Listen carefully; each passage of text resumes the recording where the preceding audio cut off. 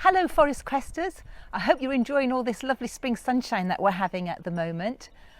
While Wolf and I have been at home, we've been spending a lot of time watching the birds on our bird table, keeping it well stocked and getting lots and lots of visitors.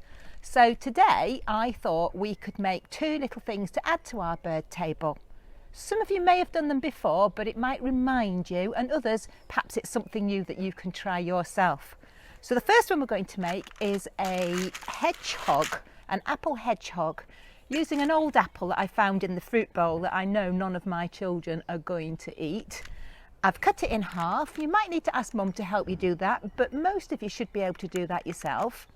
And then I'm going to put into it the hedgehog spines using sunflower seeds. Now I've got a packet of these already because I put them on my bird table.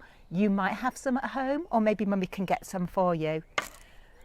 And then all you do is take the sunflower seeds and poke them into the apple skin to look like hedgehog prickles. The apple is the hedgehog. These are the prickles on the outside. Whoops, that one fell out. You can put in as many as you like. If you want to, you can put two in the front, push them in a bit further, and they will look like eyes, just like that. Now, the children that come on a Saturday know it's really important to feed the birds in winter time because food is scarce and we don't want them using all their precious energy up looking for food. But actually, it's just as important to feed them in the spring and summer too.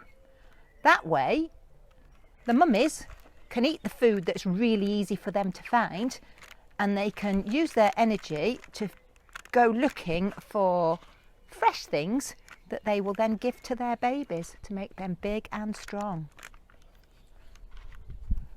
So keep going until you think your apple looks like a hedgehog. So there you go, that's my finished little hedgehog.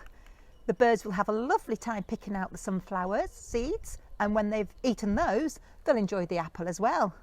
And mums, it's great for helping little ones with their pencil control. The other one I was going to show you is a little bit messier. So I'm using an old tray, and on it I've put a piece of parchment paper or greaseproof paper just to help with the mess.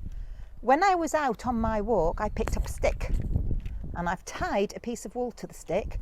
You can use any knot you like. If you can remember a reef knot, that's brilliant, but if you can't, don't worry about it. And at the top, I've just made a loop, and that means that when it's finished, I can hang it up on my bird table. Now, don't tell Wolf, but I've pinched his honey from the cupboard, and what I'm going to do is I'm going to pour a little bit of the honey onto the stick,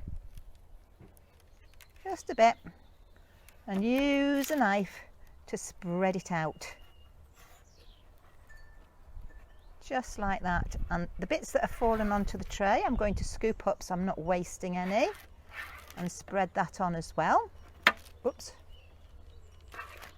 And then I'm going to sprinkle over the top of it ordinary bird seed. Again, I always have some of these in to fill my bird table up, but I'm sure that Mum will be able to get you some somewhere. Sprinkle it over the top, and you'll see that the seed is sticking to the honey. It's a bit gooey, but that doesn't matter.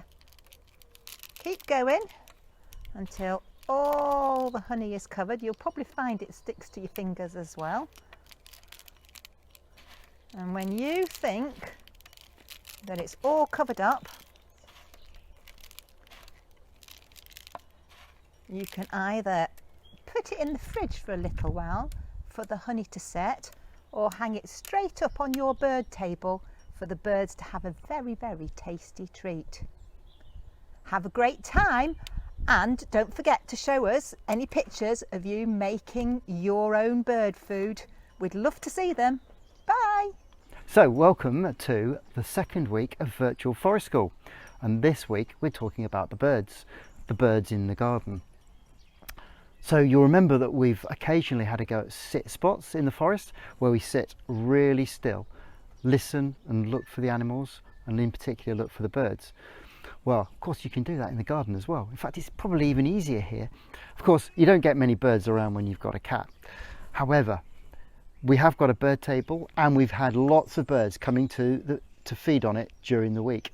So we've taken clips of film of the birds that we've seen, and we'll show you some of the clips and their sounds that they make, so that you've got a chance of identifying some of the birds. What we want you to do is to see what birds come to your garden, and you can either sit outside like this, it's a bit cold and you do frighten the birds unless you can keep absolutely still, but better still, just go and sit inside and watch through the window. Even better, we can see the birds, they're not disturbed by us, and we can keep warm and relatively comfortable. And of course, good idea to have a good book to have a look at to see if you can identify the birds that you see. Anyway, that's it for this week. Send us some pictures of what you've seen. See you next week.